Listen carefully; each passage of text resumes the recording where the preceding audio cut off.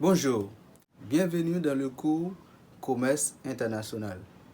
Dans cette séance, nous allons faire une introduction du cours, d'abord par définition, et nous allons voir une historicité du commerce international.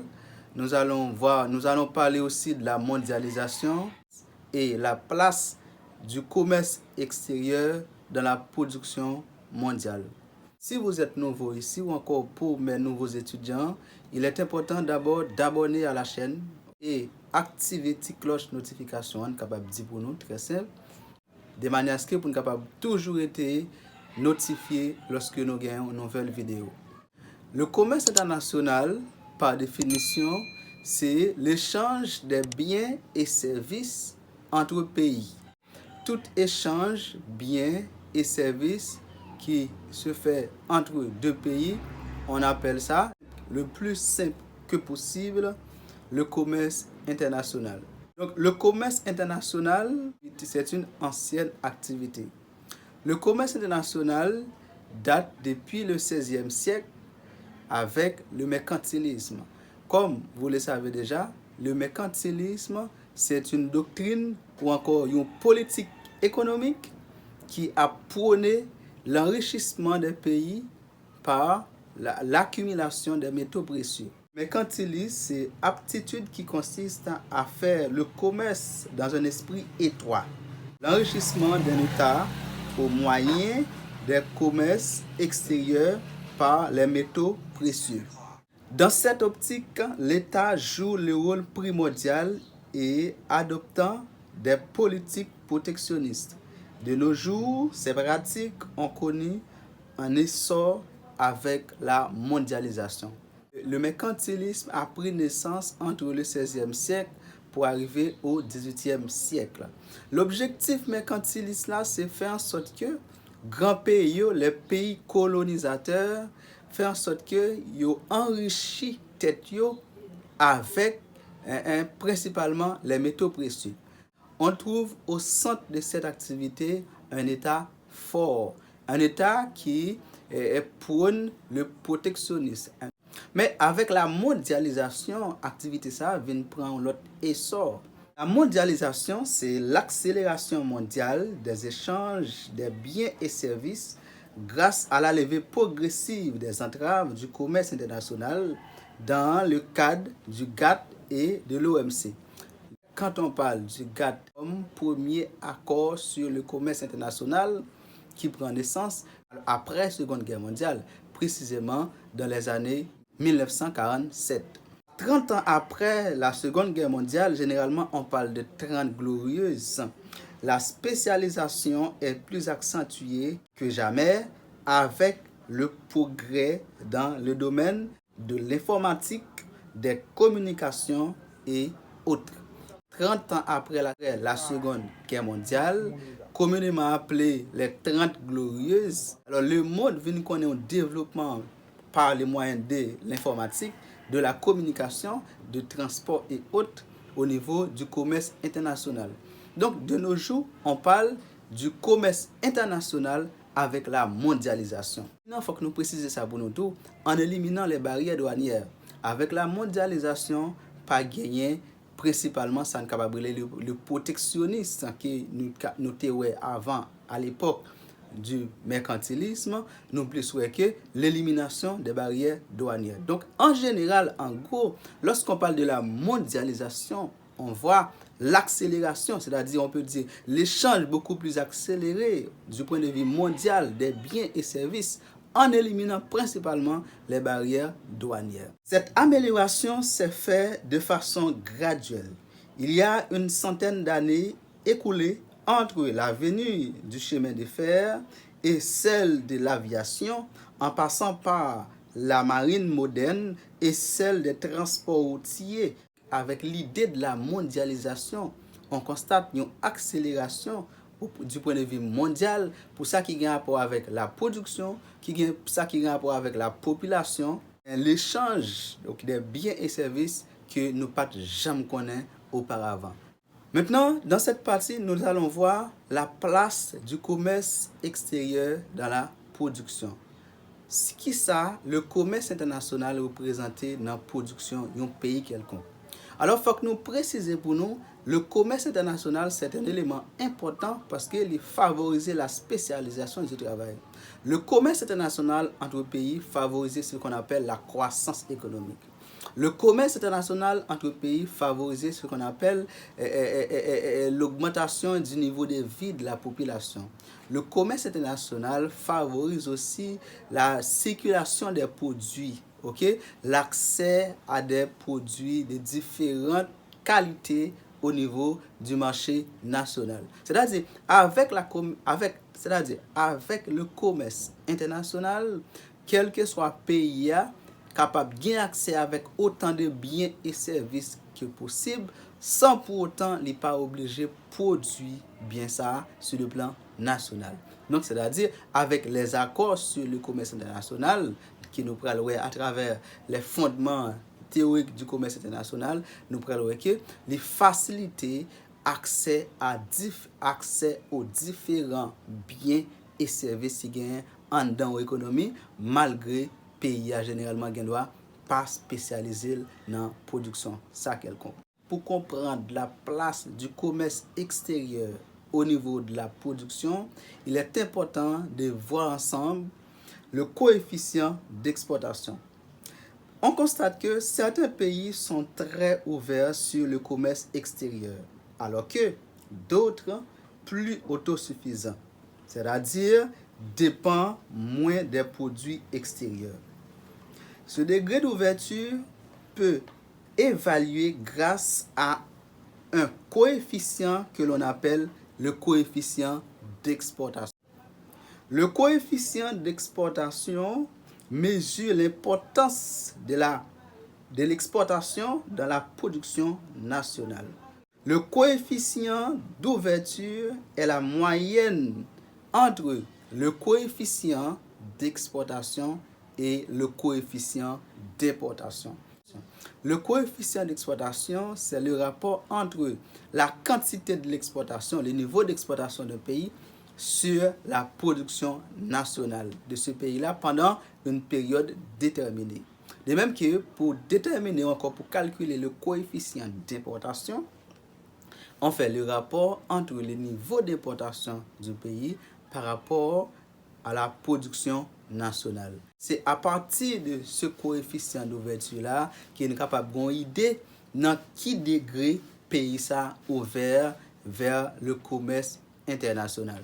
Pour comprendre le coefficient d'ouverture, un exercice que nous allons voir ensemble, on nous demande de calculer le coefficient d'exportation, d'importation et d'ouverture des 3 pays du tableau suivant. Le chiffre d'affaires en milliards de dollars américains concerne l'année 1980. Donc, en observant ce tableau-là, on répondre à une question, on a quitté en commentaire pour nous capable répondre avec l'autre question pour nous dans commentaire. On allait sur le tableau. Alors, nous allons déterminer le coefficient d'importation et le coefficient d'exportation ainsi que le coefficient d'ouverture pour l'un de ces 3 pays que nous gagnons dans l'exercice là. Nous utilisons États-Unis. Nous avons fait pour États-Unis, nous avons quitté dans les commentaires pour nous capables répondre avec pour le Canada et pour la Chine. Donné pour les États-Unis, on désigne par X le niveau d'exportation et on désigne par M le niveau d'importation et le PIB pour les États-Unis. Le PIB est égal à 2732,0 millions. Pour déterminer le coefficient d'exportation, il est important de faire le rapport. On dit le coefficient d'exportation est égal le niveau d'exportation divisé par le PIB. Cela nous donne exportation 2333,7 divisé par le PIB qui c'est alors 233,7 divisé par le PIB qui c'est 2732,0 donc égal. Ici, cela nous donne 0,085. Et le coefficient d'importation, on désigne par CM. Le coefficient d'importation, on fait toujours le rapport entre M sur PIB, entre M et PIB. Donc, ici, pour le coefficient d'importation, on a l'importation qui c'est 273,3 à diviser par le PIB 2732,0. OK? 0,0 et cela nous donne, nous tapons ça dans la machine. Ici, on a 0,10. 0,10, c'est le coefficient d'importation. Maintenant, et le coefficient d'ouverture égale. Comme on a vu déjà, le coefficient d'ouverture, c'est la moyenne. La moyenne entre le coefficient d'importation et le coefficient d'exportation.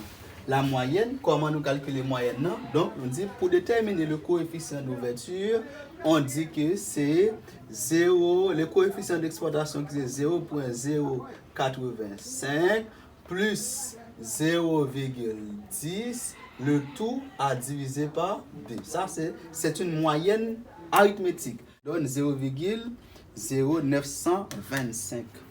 En pourcentage, on peut dire le pays est ouvert à 9,25%. Donc, c'est-à-dire ouverture à 9,25% au niveau de la production nationale. Donc, si nous sommes capables de faire une interprétation, ok? Si nous sommes capables de faire une interprétation des coefficients, le coefficient d'exportation est égal à 0,085. Donc, en pourcentage, cela nous donne 8,5. Donc, on peut dire que au niveau de la production nationale, l'exportation représente 8,5%. OK? Le niveau d'exportation représente 8,5% dans la production nationale. Ainsi, ici, on peut dire le niveau d'importation représente 10% au niveau de la production nationale pour les États-Unis. Donc, le pays est ouvert. Cela nous permet de dire que le pays est ouvert à 9,25% sur le commerce extérieur. Donc, il nous reste à calculer pour le Canada et pour la Chine. OK, avant de mettre fin à cette séance, nous allons voir la nature du commerce international ainsi que les acteurs du commerce international. Le commerce international gagne plusieurs natures. Donc, il y a non seulement c'est l'échange de biens et services, mais avec la mondialisation, avec l'évolution le progrès au niveau de la communication, au niveau de l'informatique, au niveau du transport, avec le développement de nouvelles voies de transport ou encore voies de communication. Donc, il y a une diversification au niveau du commerce international. Par cette diversification, donc, nous voyons qu'il y a plusieurs natures lorsqu'on a parlé de commerce international. Parmi ces natures, il y a échange des biens et services. C'est une forme de commerce international. Échange intellectuel et culturel. Transfert technologique. Il y a un mouvement de personnes entre les différents pays. C'est une forme d'échange international, des relations entre pays. Il y a un mouvement international des capitaux. De même qu'il y a, parmi les relations fondées sur le mouvement des personnes, on peut citer transfert des revenus, échange culturel et technique, flux de marchandises et flux de revenus. Donc, c'est un ensemble d'éléments qui lient, c'est encore différentes natures, nous sommes capables de dire que le commerce international ou encore l'échange avec le reste du monde capable prend dans logique de transfert ou encore des relations entre différents pays qui rentrent en ligne de compte. Maintenant, quels sont les acteurs du commerce international? Le premier acteur du commerce international, ce sont les États-nations. Les États-nations, c'est une entité nationale qui doit répondre avec un ensemble de principes comme la souveraineté politique, entité politique, culturelle, linguistique, et il y a aussi la délimitation. Donc, parlant de l'État-nation, c'est un État qui respecte ensemble des principes ça nous gagne là. Donc c'est premier acteur nous gagne dans le commerce international. Il y a des inégalités économiques entre les nations. Il y a aussi des nations dépendantes, il y a des nations moins dépendantes, il y a des effets de dimension entre les nations, il y a la place de la division internationale du travail, ça c'est l'inégalité économique. L'autre acteur au niveau du commerce international que nous allons voir, c'est les firmes multinationales. Une firme multinationale, par définition, est une entreprise ou un groupe d'entreprises, le plus souvent de grande taille, qui, à partir d'une base nationale, a implanté à l'étranger plusieurs filiales dans différents pays. Donc, c'est ça nous capable de relire une firme multinationale. Donc, c'est une entreprise, une grosse chaîne d'entreprises qui a un siège social dans un pays quelconque, pays d'origine d'habitude, mais qui implanté un ensemble de filiales dans un série de l'autre grands pays. Donc firme multinationale, c'est un gros acteur qui gagne au niveau du commerce international. Parce que firme ça gagne des grandes transactions y a fait entre les différents pays. Ces firmes multinationales font des investissements directs et les investissements indirects au niveau des différents pays côté à faire intervention. Maintenant, partant, il est important pour nous de faire une différence parlant des investissements directs. Il y a une différence entre les investissements directs et les investissements indirects. Et il y a une différence aussi entre les investissements directs de l'étranger et les investissements directs à l'étranger. Faisons la différence rapidement. Parlons des investissements directs, c'est une sorte d'investissement capable de dire qui est fait par les firmes multinationales après avoir reçu l'autorisation de l'État dans ce pays-là, côté où fait investissement. Donc là ça, une somme d'argent qui peut investir généralement pour construire des entreprises, des infrastructures routières, etc. Donc qui joignent autorisation, firme multinationale qui joignent autorisation l'État pays ça pour capable faire intervention direct. Donc là ça, nous parler des investissements directs de l'étranger. Mais parallèlement, il y a ce qu'on appelle aussi des investissements indirects. L'investissement est indirect, c'est lorsque la somme d'argent qui est destinée pour construire route, entreprise, des infrastructures dans le pays, ça est passé par l'État, par le gouvernement pour faire un ensemble d'activités. Ça, nous parlons d'un investissement indirect. Investissement direct ou indirect, il est capable de faire de l'étranger ou encore à l'étranger. Pour l'entreprise qui vient d'investir ses avoirs dans un pays quelconque, par exemple en Haïti par exemple, donc pour Haïti recevoir des investissements directs ou indirects de l'étranger. Ouais, direct ou indirect de l'étranger. Mais pour cette entreprise-là qui vient faire investissement ça en Haïti, par exemple, une entreprise américaine, par exemple, entreprise ça dans l'esprit pâle, les vient faire des investissements directs ou indirects à l'étranger. Donc, parlons de l'investissement direct ou indirect de l'étranger à l'étranger, il dépend de qui acteur. Donc, chaque acteur a un concept, une façon de définir investissement ça qui soit li recevoir de l'étranger ou bien soit li al faire à l'étranger. Il y a aussi un ensemble de facteurs qui favorisent la multinationalisation de ces entreprises. Qui est ce facteur? Et on a la conquête des marchés pour accroître sa part des marchés internationaux. C'est un élément. Il y a aussi l'organisation de la production, la création des filiales, et à permettre la réduction des coûts. Un élément qui est important qui favorise la multinationalisation. Alors, quand on parle de la multinationalisation, nous voyons que la création, c'est un processus qui vient là-dedans, la création des filiales à l'étranger par des entreprises ou encore par des firmes multinationales. Donc, multinationalisation, c'est faire en sorte qu'il y ait une implantation des filiales à l'étranger pour deux principaux éléments qui favorisent la multinationalisation, ou bien capable de dire que qui favorise la création des filiales à l'étranger, c'est la conquête de marché. Donc, la conquête de marché international. Donc, que dans l'optique pour l'entreprise à aller conquérir de nouveaux marchés à l'extérieur, donc, il gagne pour le créer, c'est dans l'objectif ça, il créer un ensemble de filiales en deux pays. Total, par exemple, c'est une entreprise multinationale qui a des filiales en Haïti, mais qui n'est pas une entreprise nationale. DHL, par exemple, c'est une entreprise multinationale. L'autre élément qui favorise la conquête de marché, c'est l'organisation de la production. Ça va permettre que l'entreprise réduise le coût de production.